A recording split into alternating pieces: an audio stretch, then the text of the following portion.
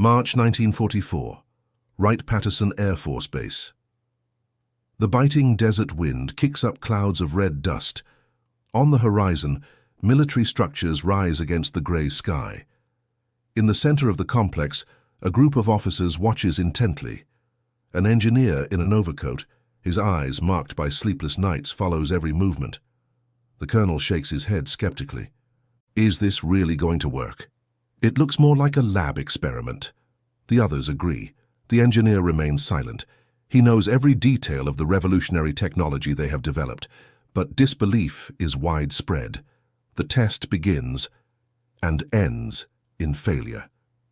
The colonel turns to the team. Go back to conventional weapons. This is a waste of time. The engineer observes the smoking wreckage. Deep down, he knows. The paradigm has changed. Only the top management hasn't realized it yet. What they didn't understand was that, at that moment, they were witnessing the birth of a new era. The journey had begun 5 years earlier, in 1937. While Europe was heading towards the abyss, a small team of visionaries was working in the shadows.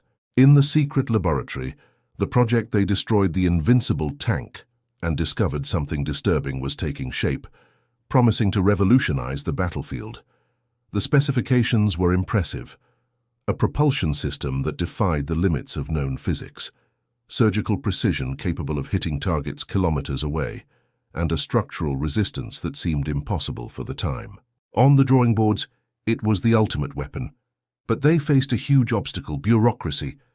The commanders, clinging to traditional doctrines, viewed innovation as a threat. Budgets were cut, deadlines missed, tests sabotaged. The creators asked for funding. The answer was always the same: no budget. Nevertheless, they persisted. Dr. Richardson, the project leader, defended its creation with almost religious fervor. The future will come whether they are prepared or not, he prophesied. This technology will redefine what is possible in warfare. When the first prototype was demonstrated, skepticism was faster than results were obtained. Stability problems, excessive complexity, a series of failures. In the initial trials, it couldn't even complete the most basic tasks. No one could have imagined that this apparent disaster carried the seeds of victory. The world had plunged into total war. The battlefronts were bleeding. The enemy advanced relentlessly. And the new units, equipped with they destroyed the Invincible tank and discovered something disturbing, received their baptismal order: immediate engagement. Reality, however, had a cruel surprise in store. The technology still carried the same flaws as in the initial tests, without the necessary adjustments, without the crucial refinements. In the first major battle, they destroyed the Invincible tank and discovered something disturbing showed its potential: to fail. All systems failed simultaneously. Implementation problems, the superiors tried to justify. New engagement, perfect performance in tests, complete disaster in the field. Zero result. The field reports were devastating. Unit inoperable under real-world conditions. Systems collapsed under pressure, unsuitable for combat. Within weeks, dozens of reports confirmed the pattern: equipment that failed at the critical moment, software that crashed, hardware that couldn't withstand the stress. Commanders sometimes gave up on using the new technology, preferring the comfort of the familiar. The enemy, informed of the failures, openly mocked them. Technology doesn't replace courage, they proclaimed. And for a time they were right, but genius often comes from where you least expect it.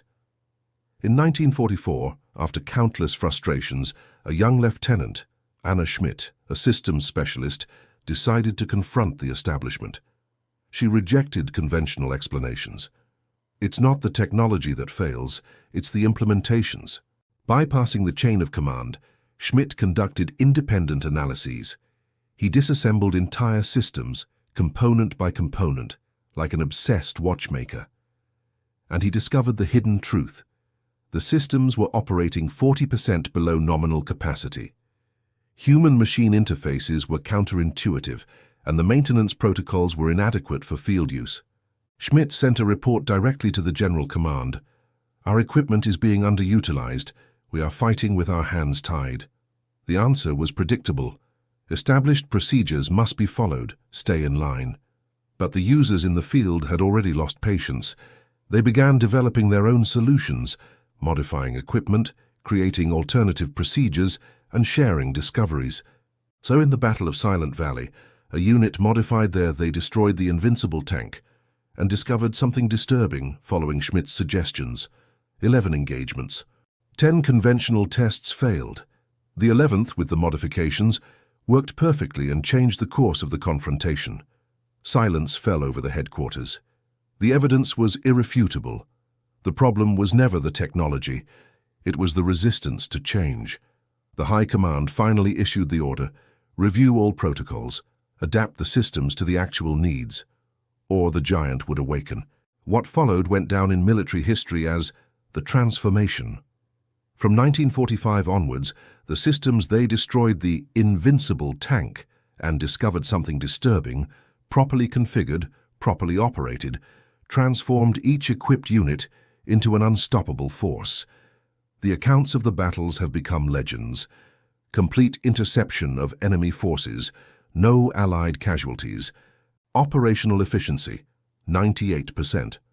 Opponents who previously mocked the useless technology now called it the Steel Demon, the mechanized angel of death.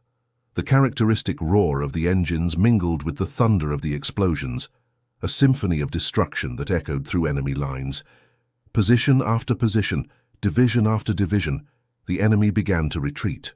Between 1945 and 1946, more than 70% of the opposing forces were neutralized. Elite units disappeared during the night. Fear gripped even the most hardened veterans. A prisoner of war would later confess, "We had no way to prepare. It was like fighting ghosts. They saw everything, they knew everything."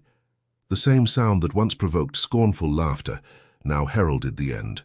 The impact of they destroyed the Invincible tank and discovered something disturbing transcended field reports.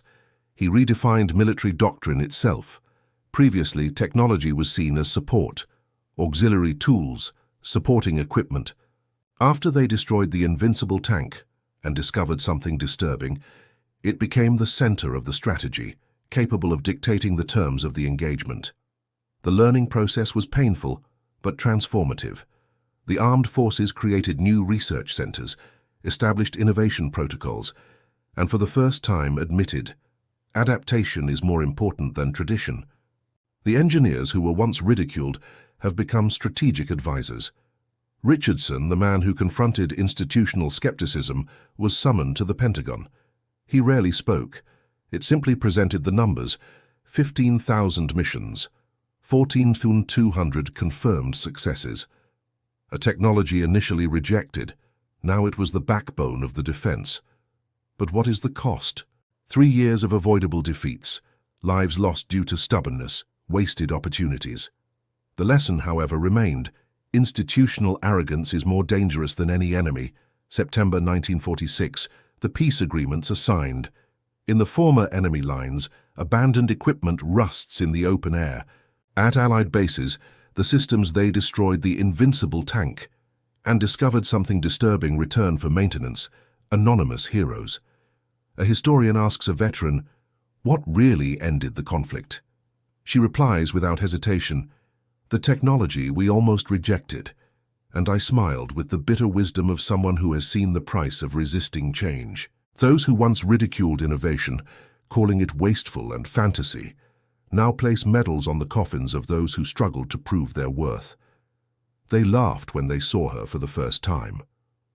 They stopped laughing when they realized that the sound of their laughter was drowned out by the roar of obsolescence. The future spoke, and the battlefield would never be the same again. They destroyed the Invincible tank and discovered something disturbing. It wasn't just a weapon, it was a mirror that reflected our relationship with innovation. He demonstrated that progress without a progressive mindset is useless, and that technology without vision is merely a gadget. In the contemporary era, where every advance is surpassed in months, the lesson of they destroyed the Invincible tank and discovered something disturbing still resonates. There is no evolution without adaptation, because often the future arrives disguised as a problem.